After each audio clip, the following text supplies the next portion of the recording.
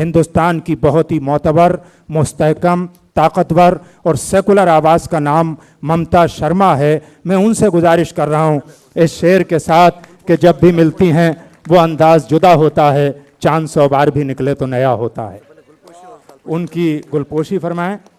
मैं ये जानता हूँ कि उन्हें उर्दू ज़बान से, गंगा जमनी तहज़ीब से, शायरी से, इस सबसे बेहद लगाव है, इसलिए कि वो मुस्लिम बाहुल एरिया बूंदी की सरजमीन से तशरीफ़ लाती हैं।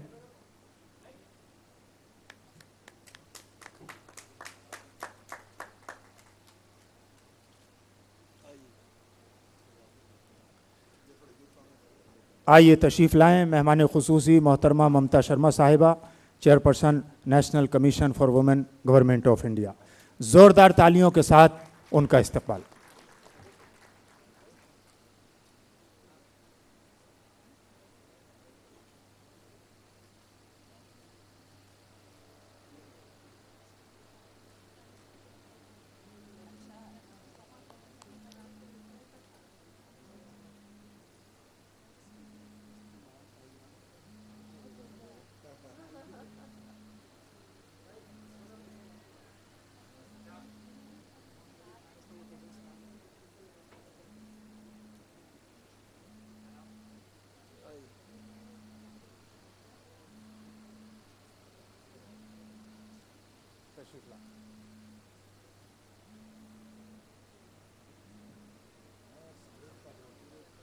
अच्छा, क्या बात है।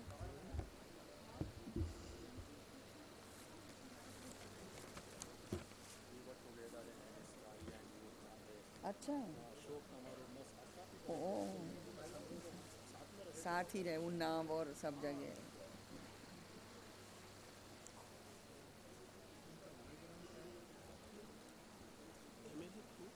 सदर्न स्टेट हैदराबाद आंध्र प्रदेश में फर्स्ट रीजनल कॉन्फ्रेंस आज आयोजित की गई है और 3 टॉपिक्स लिए गए हैं।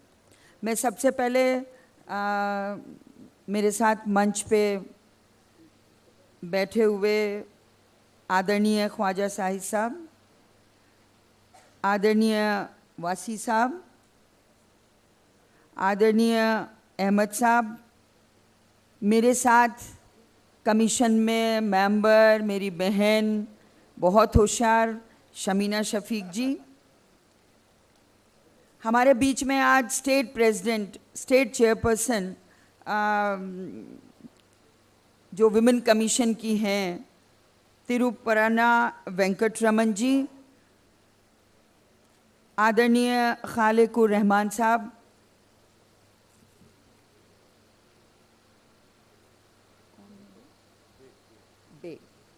आदरणीय बेग साहब, सभी ख़वातीन हज़रात और मेरे यूथ कांग्रेस के बच्चे जिन्होंने आज बहुत गर्मजोशी से स्वागत किया है। आज बहुत ही मैं सोचती हूँ कि शुभ दिन है कि एक शुरुआत हमारे यहाँ हुई कि हम माइनॉरिटी विमेन जो हैं उनका किस तरह से उनको आगे लाने की बात करें। वैसे तो मैं कहना चाहती हूँ कि महिलाओं ने बड़े बड़े मकाम हासिल किए हैं और ऐसा नहीं है कि सिर्फ मैं सदर्न स्टेट्स की बात कर रही हूँ। हिंदुस्तान की इस सरजमीं पर अगर आप पूछें तो हमारी औरतों ने कोई कम काम नहीं किया है। और जहाँ तक सवाल हमारे हिंदुस्तान का है, हिंदुस्तान एक ऐसा देश है पूरी दुनिया का जो 36 कौमों को लेके चलता है। जहाँ कभी, और मैं आप बैठे हुए हैं, मैं मेरे अगर कॉन्स्टिट्यूएंसी की बात करूं तो महिलाओं को तो बुर्के में आप फिर भी जान सकते हैं कि ये मुस्लिम महिला है, लेकिन जो हमारे भाइयों का हाल है, एक थाली में खाना खाने वाले भाई हैं और आप ताज्जुब करेंगे जब तक नाम नहीं पूछो तो कई बार पता भी नहीं चलता। कोई दाढ़ी टोपी हो तो पता चल जाए वो बात और है, बाकी वैसे पता भी नहीं चलता। तो जो हम बात करते हैं कि कोई फ़र्क है, मैं सोचती हूँ कि वो लोग जो फ़र्क की बात करते हैं वो देश के दुश्मन हैं, चाहे वो कोई भी हो। इसलिए मैं कहना चाहूँगी कि सबसे पहले तो हमें इस बात को ख़त्म करना चाहिए। और दोनों के लिए एक सी दिल और दिमाग में जो भावनाएं हैं वो दोनों के लिए समान होनी चाहिए। हमें सबसे पहले तो सोनिया जी का बहुत बहुत धन्यवाद करना पड़ेगा, जिसने सच्चर कमेटी बनाई और उसकी रिपोर्ट आई तो और उसकी रिपोर्ट के हिसाब से सोनिया जी ने स्कीम्स भी बनवाई। ऐसा नहीं है, वासी साहब बैठे हुए हैं, मैं सोचती हूँ आपको भी जानकारी है कि मुस्लिम महिलाओं के लिए स्पेशली बहुत स्कीम्स बनी हैं। लेकिन मुझे थोड़ा सा अफसोस है और कई बार बहुत सही भी बोल देती हूँ क्योंकि दिल से बोलती हूँ कि हमारे में भी अवेयरनेस लाना बहुत ज़रूरी है। अभी राइट्स की बात आई, आप मुस्लिम महिलाओं के राइट्स की बात कर रहे हैं। मैं कहती हूँ बहुत पढ़ी लिखी महिलाएं जो दिन में किटीज और शाम को पार्टीज में जाती हैं, बहुत फैशनेबल महिलाएं, उनको ये पता नहीं है कि उनके राइट्स क्या हैं, उनको ये पता नहीं है कि हमारा देश का डेमोक्रेटिक सिस्टम क्या है। कई बार वो पूछ लेती हैं कि एमएलए कैसे बनते हैं, पार्लियामेंट क्या है। हम कौन से अवेयरनेस की बात कर रहे हैं? ये तो एक सोशल अवेयरनेस है जो आनी ही चाहिए, हर बच्चे में आनी चाहिए, हर औरत में आनी चाहिए, हर पुरुष में आनी चाहिए। आखिर क्यों नहीं है ये जागृति? तो इन सब बातों पे बड़ा अच्छा सच्चर कमेटी की जो रिपोर्ट्स हैं उसके कुछ पॉइंट्स हैं कि बच्चों को अच्छे स्कूल्स में पढ़ाया जाए ताकि उनको भी अच्छी एजुकेशन मिले, बैंक के लोन मिलें ताकि उनको उससे फ़ायदा उठा सकें। और मैं लैक ऑफ अवेयरनेस की तो बात कर ही रही हूँ कि अवेयरनेस लाना बहुत ज़्यादा ज़रूरी है। इसमें परसेंटेज तक दी गई है कि कितने परसेंट आईएएस हैं, कितने परसेंट आईपीएस हैं, ये सब देखने वाली बात है। और मैं तो ये कहती हूँ कि हमें सबसे पहले जिसे होड़ और स्पर्धा कंपटीशन में आना चाहिए कि हम भी उतने ही कॉम्पिटेंट हैं जितने हमारे दूसरे भाई हैं, जितने हमारी दूसरी बहनें हैं। हम क्यों नहीं बन सकते? और जिसमें जुनून है उसने कुछ बन के भी दिखाया है, ये मैं आपको सही बताऊंगी। और एक बात और बता दूं, मंच पे बैठे हुए मेरे सभी बड़े भाई इस बात को बुरा नहीं माने और नीचे बैठे वाले भी बुरा नहीं माने। महिला शरीर और दिल से नाजुक हो सकती है, लेकिन वसी साहब दिमाग से नाजुक नहीं। और एक बात बता दूं कि 29% दिमाग महिलाओं का पुरुषों से ज्यादा है, जो अभी नए सर्वे आए उसमें। और आप देख लीजिए, 4 गवर्नर हैं। अभी बात आई 33% की, पंचायती राज में 3% हुआ, 33% हुआ, लोकल बॉडीज में 33% हुआ। मैं आपको बताना चाहती हूं, मैंने बूंदी से 4 चुनाव लड़ चुकी हूं मैं, और 4 चुनाव लड़ने के बाद जब पहला चुनाव मैंने असेंबली का 93 में लड़ा तो सरपंचों की ये हालत थी कि इतना घूंघट निकाल के आती थी, और जब हम कहते थे कि हमारे पास आके बैठो तो बोलती थी नहीं मेरा पति बैठा हुआ है, मैं आपके पास नहीं आऊंगी, मैं ऊपर कुर्सी पे नहीं बैठूंगी। लेकिन रिवॉल्यूशन आया, रिवॉल्यूशन हुआ, और आज सरपंच आके सबसे पहले कहती है कि मेरी कुर्सी कहाँ है। तो ये जो एक जिसे हम एम्पावरमेंट कहते हैं, हम एम्पावरमेंट की बात करते हैं लेकिन उसके पीछे एजुकेशन की बात नहीं लगाते। एजुकेशन और लिटरेसी में भी फर्क है। इंसान लिटरेट तो हो जाता है लेकिन एजुकेट नहीं होता। कैसे किससे बात करनी है, कैसे किससे आदाब करना है या प्रणाम करना है, बड़ों की इज्जत क्या है, घर में हमारी बहन बेटियों की क्या इज्जत है, चाहे महाभारत हो, चाहे कुरान हो, चाहे रामायण हो। कोई ऐसा ग्रंथ नहीं है जिसमें महिला की बेइज्जती की बात की गई हो। सब जगह औरत को आदमी से हमेशा ऊंची जगह दी गई है। और एक बात मैं बता दूं, जिसने मां का आशीर्वाद लिया है, जिसने मां की दुआएं ली हैं, उसने कभी पीछे मुड़ के भी नहीं देखा। तो औरत का हमारे हिंदुस्तान में एक अलग जगह है, वो चाहे कुरान हो। आपने बिल्कुल ठीक कहा कि हम रामायण तो पढ़ लेते हैं, हम कुरान तो पढ़ लेते हैं, लेकिन उसकी बातों को फॉलो नहीं करते। जिस दिन हम उसकी बातों को फॉलो करेंगे, मैं सोचती हूँ ये जितनी महिलाओं के अगेंस्ट जो अट्रॉसिटीज़ हैं धीरे धीरे सब खत्म हो जाएंगी। तालीम देना बहुत अच्छी बात है, लेकिन तालीम के साथ साथ मैं ये कहना चाहूँगी कि मेन स्ट्रीम में आना भी बहुत अच्छी ज़रूरी है। जब तक आप मेन स्ट्रीम की एजुकेशन को नहीं लेंगे तब तक आप ना कॉम्पिटिशन्स में आ पाएंगे ना कुछ हो पाएंगे। आप कंप्यूटर का आईटी का ज़माना है। मुझे नहीं पता कि आंध्र प्रदेश गवर्नमेंट ने क्या किया है क्या नहीं किया, लेकिन राजस्थान स्टेट गवर्नमेंट ने मुस्लिम्स के लिए इतनी स्कीम्स दी हैं कि आप उसका अंदाज़ा नहीं लगा सकते। और अब अवेयरनेस आ रही है और वो लड़कियां फ़ायदा उठाने लगी हैं धीरे धीरे। तो मैं सोचती हूँ कि हमें सबको जो है ये अपॉर्चुनिटी जो है वो लेनी चाहिए। हम क्यों डिस्क्रिमिनेट हों, हम खुद होते हैं, क्योंकि जहाँ इच्छा होती है वहाँ रास्ते अपने आप निकल आते हैं। लेकिन दिल में इच्छा होनी चाहिए कि हमें कुछ करना है, गुड गवर्नेंस हो और हमारे साथ जो अन्याय हो रहा है वो न्याय में बदले। ये सब बातें बहुत देखने लायक हैं। एम्पावरमेंट के साथ साथ हमको ग्रोथ और डेवलपमेंट की भी बात करनी चाहिए। और एक बात मैं बताऊंगी, मैं आप सबसे दरख्वास्त करना चाहती हूं, जितने भी लोग यहां बैठे, बड़ी मुश्किल से मौके आते हैं कि ऐसी कॉन्फ्रेंसेस और सेमिनार्स होती हैं। हम अक्सर देखते हैं कि मॉर्निंग सेशन में सब होते हैं, उसके बाद धीरे धीरे धीरे धीरे लोग उठ के चले जाते हैं।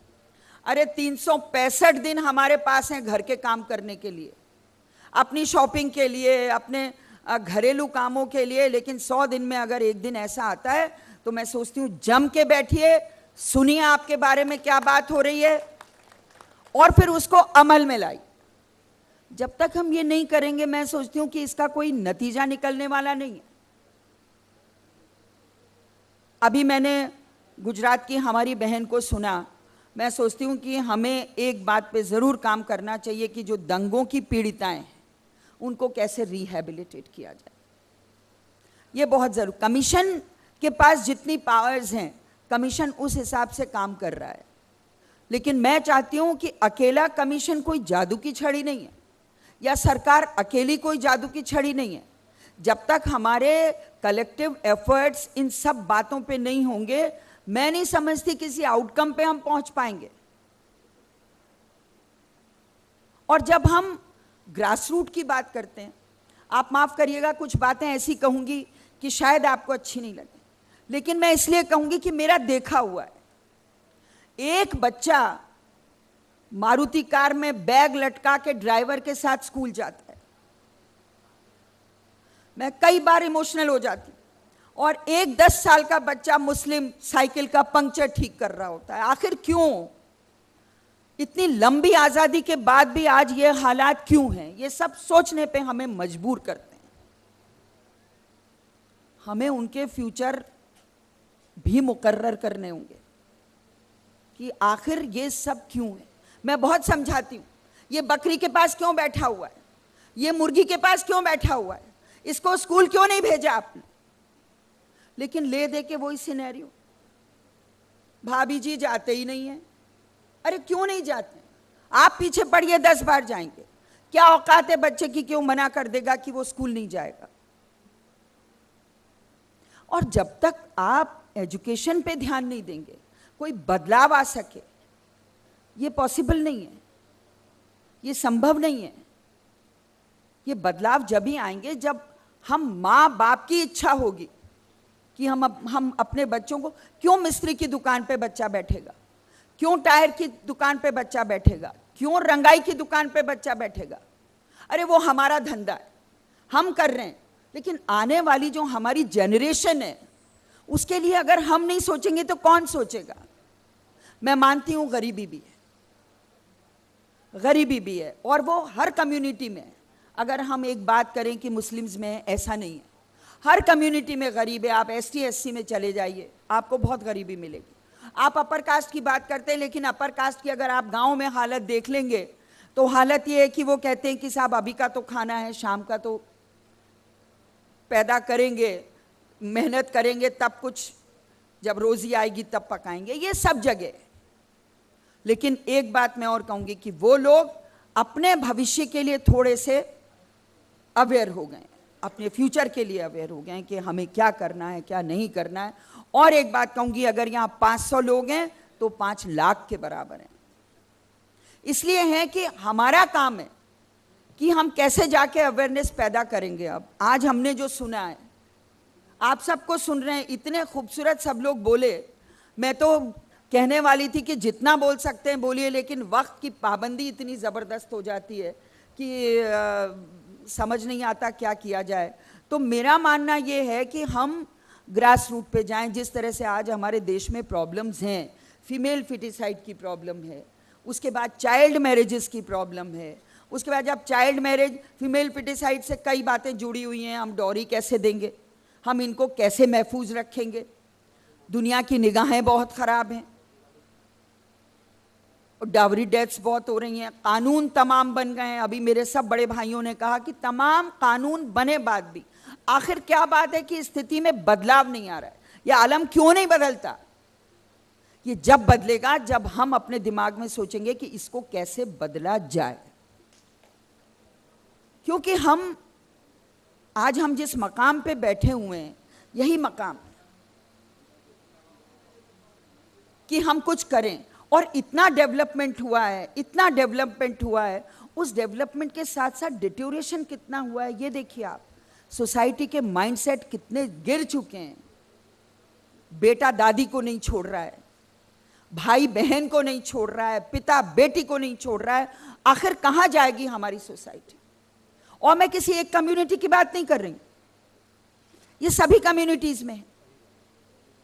अभी इतना बड़ा रेप केस हुआ दिल्ली में, हम उसको कैसे भूल सकते हैं ये बताइए आप। और पूरे देश की निगाहें, पूरी दुनिया की निगाहें ये थी कि इनको सजा कैसी मिलेगी। हालांकि फैसले में देर हुई, लेकिन मैं सोचती हूं कि हमें शुक्रिया अदा करना चाहिए जुडिशरी का, जिसने ऐसा फैसला दिया जो एक एग्जाम्पल सेट करेगा कि अगर ऐसा किया तो ये सजा है आपके लिए।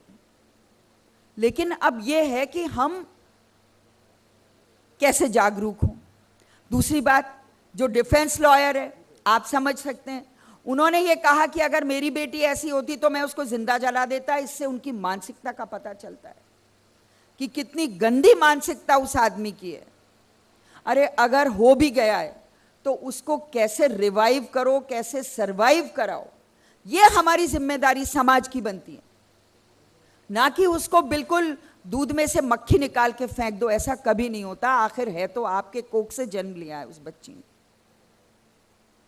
अभी एक प्रोग्राम था जयपुर के महारानी कॉलेज में, कोख से कब्र तक, और उसमें यही था कि जिस दिन से वो बच्ची पैदा होती है कितनी तकलीफों के साथ उसकी जिंदगी निकलती है। आप बड़ी शान और शौकत के साथ उसकी शादी करते हैं, बड़े अरमानों के साथ उसकी शादी करते हैं, लेकिन ये पता नहीं है दूसरे दिन उससे किस तरह का व्यवहार किया जाएगा। ये सब जातियों में है, सब धर्मों में है। लेकिन आखिर इस पे रोक कैसे लगे, बदलाव कैसे आए, ये भी हमारे लिए एक बहुत बड़ा चैलेंज है। अभी शमीना जी ने भी कहा, सब ने कहा कि अब मसलों पे बात, अब तो ये है कि इनका हल कैसे निकले। बात बिल्कुल सही कही है। हालांकि अगर आप यही बातें रोज सुनते रहेंगे तो रोज सुनते रहिए, घंटा भर सुनते रहिए, 2 घंटा भर सुनते रहिए, लेकिन अब सॉल्यूशंस और सजेशंस लीजिए कि हम कैसे इसको सॉल्यूशन इसका कैसे निकाल सकते हैं।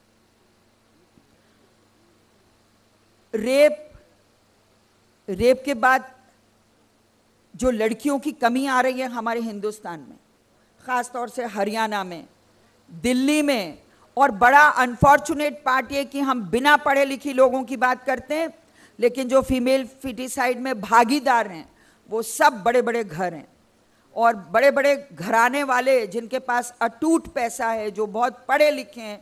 क्योंकि हमारे गांव वालों को तो ये भी नहीं पता बेचारों को कि फीमेल फिटिसाइड भी कुछ होता है। उनके लिए तो जो 9 महीने में जिस दर्द से बच्ची पैदा होती है उसी दर्द से बच्चा पैदा होता है, उसमें कोई फर्क नहीं है। लेकिन शर्म आती है कि जब डेटाज दिखाते हैं कि ये पढ़े लिखे लोगों में, बिना पढ़े लिखे लोगों में नहीं है, तो ये जो सेम प्रॉब्लम्स हम लोगों की है। अभी जिक्र आया गंगा जमनी तहजीब का, बिल्कुल ठीक कहा आपने। हमारा ही एक देश है जिसमें गंगा जमनी तहजीब है। ईद हिंदू मुस्लिम मिलके मनाते हैं। अगर महाराष्ट्र में चले जाइएगा तो कई मुस्लिम घराने अभी ऐसे होंगे जिनके यहाँ गणेश स्थापना हो रही होगी। हमारे यहाँ जयपुर में 2 देवियों के मंदिर ऐसे हैं जिसमें जितने मुस्लिम जाते हैं जितने हिंदू भी जाते हैं, मन्नत मान के आते हैं। हम ख्वाजा साहब की दरगाह पे जाते हैं, मन्नत मान के आते हैं। आखिर कहीं दिल में कुछ भेदभाव नहीं है तब जाते हैं। अगर भेदभाव होगा तो एक पश्चिम और एक उत्तर जाएगा, एक दक्षिण जाएगा। ये सब जो बातें हैं ये अपने अंतर मन में उतारने की हैं, अपने दिलों में उतारने की हैं। और जहाँ तक महिलाओं की दशा जो खराब है, उसके लिए मैं आपसे एक बात और कहूँगी कि पुलिस का रोल जो है हमारे देश में बहुत खराब रोल है। और PPP हैं जिनके लिए मैं हमेशा कहती हूं अपराध कम करने के लिए पुलिस, प्रेस और पॉलिटिशियंस सब जिम्मेदार हैं, क्योंकि हम क्रिमिनल को बचाने की कोशिश करते हैं। आखिर क्यों करते हैं? हमें सबसे पहले यह करना चाहिए कि नहीं, जो दोषी है उसको सजा मिले। हाँ, यह जरूर है इन्वेस्टिगेशंस बेहतर हों, इन्वेस्टिगेशंस में जो दोषी पाया जाए उसी को सजा मिले। प्रेस और मीडिया से मैं कहूंगी अच्छी पॉजिटिव न्यूज़ दीजिए ताकि लोग उसको पढ़ें, उसको अपने दिलों में उतारें। लेकिन नेगेटिव न्यूज़, जिस तरह के एड्स आ रहे हैं, माफ़ करिएगा मुझे नहीं बोलना चाहिए लेकिन मैं इसलिए बोलूँगी कि जिस तरह के एड्स आ रहे हैं उनको कैसे ख़त्म किया जाए। परफ्यूम का ऐड होगा, डीओ का ऐड होगा, औरत को आप बिकनी में पेश कर देंगे। आखिर क्यों? उसके कारण बताइए। जूतों का ऐड है, अरे उस औरत को दौड़ते हुए दिखाइए, ट्रैक पे वर्जिश करते हुए दिखाइए, लेकिन उसको कम कपड़ों में दिखा के किस तरह से पेश किया जाता है। मैं सोचती हूँ हमारी संस्कृति, हमारी परंपराएं, हमारे संस्कारों के बिल्कुल उल्टी बात है, बिल्कुल खिलाफ बात है। हम आर्थिक और सामाजिक स्थिति की भी बात करेंगे, हम पॉलिटिकल एम्पावरमेंट की भी बात करेंगे, इकोनॉमिक एम्पावरमेंट की भी बात करेंगे। लेकिन मेरे भाइयों बहनों, मैं इतना कहना चाहूँगी कि कुछ पर्दा खोल के बाहर आना पड़ेगा, तब जाके ये सब एम्पावरमेंट होगा हमारी बहनों का। और हमारे भाइयों को भी चाहिए कि वो उनको खुद बोले कि नहीं, पढ़ो, पॉलिटिक्स में जाओ, अगर रिजर्वेशन की महिला की सीट है तो टिकट मांगो, 10 बार मिलेगा टिकट, मैंने दिए हैं टिकट। हमारे यहाँ नूरजहां आज भी वार्ड पार्षद हैं, हमारे यहाँ तस्लीमा जी आज भी वार्ड पार्षद हैं। तो हम जब देंगे, जब एक तरह से डिमांड आती है एक तरफ से, और मेरे जैसे लोग बहुत कम होंगे जो कहते हैं कि नहीं, इस मोहल्ले में मुस्लिम ज़्यादा हैं, जनरल सीटें निकाल के लाओ किसी महिला को। बहुत कम होंगे, इक्के दुक्के होंगे, उनकी परसेंटेज ही नहीं है। तो कहीं ना कहीं हमें अपने घरों से बाहर जाके निकलना ज़रूर पड़ेगा। कस्तूरबा गांधी में जो अभी बात आई दाखिले की, आपने कहा है 10% दाखिला, मैं इसको लेके जा रही हूँ और बाकायदा लिख के भेजूंगी, क्योंकि गांधी जी की जो बेटी हैं तारा गांधी जी, वो भी एक प्रोग्राम करने जा रही हैं कस्तूरबा में। मैं सोचती हूँ कि उसी दिन, आज आपने मुझे मौका दिया है, मैं उसी दिन उस मौके का फ़ायदा उठाऊं।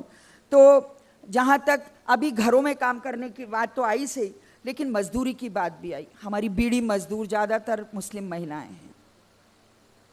ST SC की महिलाएं, आप ताज्जुब करेंगे, खेतों में काम करती हैं, माइंस पे काम करती हैं, और जब कभी आप उनके हाथ पकड़ लें जो माइंस पे काम करती हैं, तो आपको लगता है कि कोई लकड़ी जो है वो मुलायम होकर आपके हाथ पकड़ रही है। लेकिन हम इन बातों पे सोचते ही नहीं। जो लैंड माफियाज हैं, जो माइंस माफियाज हैं, वो बुरी तरह एक्सप्लॉयटेशन करते हैं उन महिलाओं का, जिसके बारे में हम सचेत हैं ही नहीं। आप झारखंड चले जाइए, विचक्राफ्ट इतना है, डायन प्रथा इतनी ज़बरदस्त है कि महिलाओं को डायन बता के बिल्कुल कान काट दिए जाते हैं, नाक काट दी जाती है, पत्थर से दांत तोड़ दिए जाते हैं। तो आज़ादी के 67 साल बाद भी जो हमारी महिलाओं की दशा है, उनको कैसे ठीक करेंगे। मैं अभी साउथ अफ्रीका गई थी, मुझे बड़ा अफसोस हुआ कि हमारे यहाँ से भी ज़्यादा वहाँ महिलाओं की हालत ख़राब है। लेकिन जब मैं ले गई तो मुझे बड़ी खुशी हुई कि जो बौद्ध धर्म को मानने वाली महिलाएं और जो मुस्लिम महिलाएं हैं, उनके अपने अपने ज़बरदस्त एनजीओस चल रहे हैं। वो खुद कमाती हैं, वो पुरुषों के भरोसे नहीं रहती हैं। वो कहती हैं दिन भर क्या करता है हम पूछते ही नहीं हैं, हम खुद काम करते हैं। उनका हैंडीक्राफ्ट आप देखिए।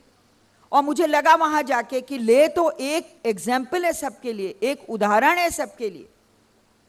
तो अगर हम इन जो हमारे ही देश के जो स्टेट्स हैं इनका अगर उदाहरण लें तो मैं सोचती हूँ कि कहीं ना कहीं बहुत अच्छी बात होगी। एक ओल्ड एज होम की जब बात आती है तो मुझे बड़ा अफसोस होता है।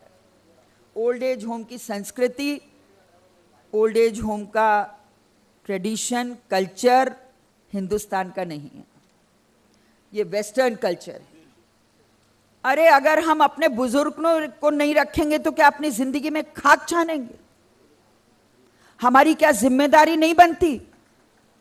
जिसने हमको इतनी तकलीफों से पाल के, पैदा करके पाल के आज इस जगह बैठाया है। लेकिन कुछ न्यूक्लियर फैमिलीज का जमाना आ गया। लड़कियां खुद ब खुद कह देती हैं कि मैं सास ससुर के साथ नहीं रहूंगी। लड़कों को मना कर देना चाहिए कि मैं मेरे माँ बाप के साथ ही रहूंगा। ये सब बातें हमको स्कूल से शुरू करनी चाहिए। मैं शमीना जी को, कल भी हमने एक मीटिंग की है सबने मिलके कि हमें सेंसिटाइजेशन के प्रोग्राम्स स्कूल और कॉलेजेस से शुरू करने पड़ेंगे। पुलिस को तो सेंसिटाइज करने की जरूरत है ही सही, लेकिन साथ में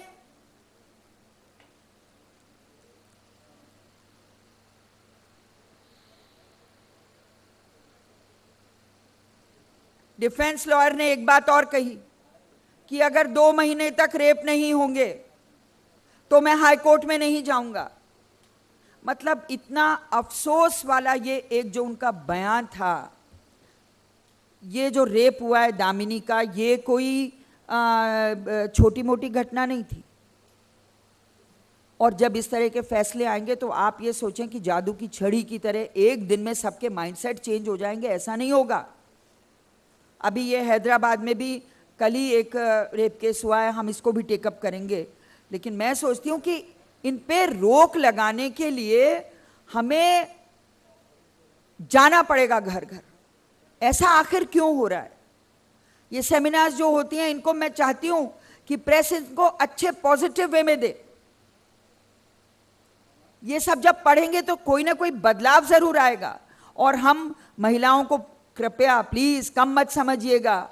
हम बदलते हैं तो भूचाल उबल जाते हैं, हम उबलते हैं तो भूचाल उबल जाते हैं, हम मचलते हैं तो तूफान मचल जाते हैं। हमको कोशिश न करो बदलने की तुम, हम बदलते हैं तो इतिहास बदल जाता है। तो मैं यही कहूंगी कि हमारी जो बहनें, एक जो बच्चियां हैं, उनके लिए कहूंगी कि अपने किरदार को मौसम से बचाए रखना, अपने किरदार को मौसम से बचाए रखना। लौटकर फिर कभी नहीं आती फूलों में खुशबू। तो ये जो है ये हमें सब सीखने की बातें हैं। और एक आज जो शुरुआत की है शमीना जी और आप सब तमाम हजरात जो मेरे सामने मेरे बड़े बैठे हुए हैं, उन्होंने बहुत अच्छी शुरुआत की है। उसके विषय में एक उस पे एक शेर बोल के मेरी बात ख़त्म करूंगी कि मेरी फ्लाइट है। हालांकि मुझे बड़ा अजीब लग रहा है कि मैं बीच में छोड़ के जाऊंगी, लेकिन कुछ मजबूरियां ऐसी होती हैं। राजस्थान में चुनाव है तो हम भी टिकट की दौड़ों में हैं, तो ये बड़ा पॉलिटिकल एक वो सिनेरियो होता है। और टिकट नहीं, एक बात और कहूँगी कि मैं कई लोगों से कहती हूँ, लोग कहते हैं साहब हमें टिकट दिला दो। मैं कहती हूँ भैया बस, ट्रेन और प्लेन का टिकट नहीं है, ये असेंबली और पार्लियामेंट का टिकट है। और किस वक्त किसका कट जाए इसका भरोसा भी नहीं, इसलिए उस पर भी बड़ा ध्यान रखना पड़ता है। क्योंकि मैं आपको बताऊं, मेरे ससुर 48 में मिनिस्टर बने आज़ादी के बाद, 52 से चुनाव लड़ते आए, 22 साल मंत्री रहे। एक किस्सा और सुना दूं, 22 साल मंत्री रहे और सन 85 में फाइनेंस मिनिस्टर का टिकट कट गया क्योंकि राजीव जी का जमाना आया। लोगों ने कहा साहब इन बुढ़ों बुजुर्गों को क्या करना है, युवाओं को लाइए। उस चक्कर में टिकट कट गया। लेकिन उनकी दरिया दिली के बारे में मैं आपको कहना चाहती हूं, जब उनसे पूछा कि पंडित जी अपने परिवार के लिए टिकट मांग लो, तो उन्होंने एक ही बात कही कि मैं 3 लड़कों के लिए टिकट नहीं मांग रहा हूं, मेरी एक बहू को टिकट दे दीजिए। हम जब 33% की बात करते हैं तो सन 85 पे चले जाइए आप, कितना वक्त हो गया, 30 साल होने वाले, 28 साल हो गए। आखिर कहीं ना कहीं जो जज्बा है, जो जिंदा दिली है, इतना बड़ा दिलो जिगर है, वो रखना पड़ेगा मेरी इन बुरके वाली। जब तक वो नहीं रखेंगे तब तक हम बाहर नहीं आ पाएंगे। तो मैं एक छोटा सा शेर इसलिए कहूंगी कि आज की शुरुआत बहुत अच्छी शुरुआत है।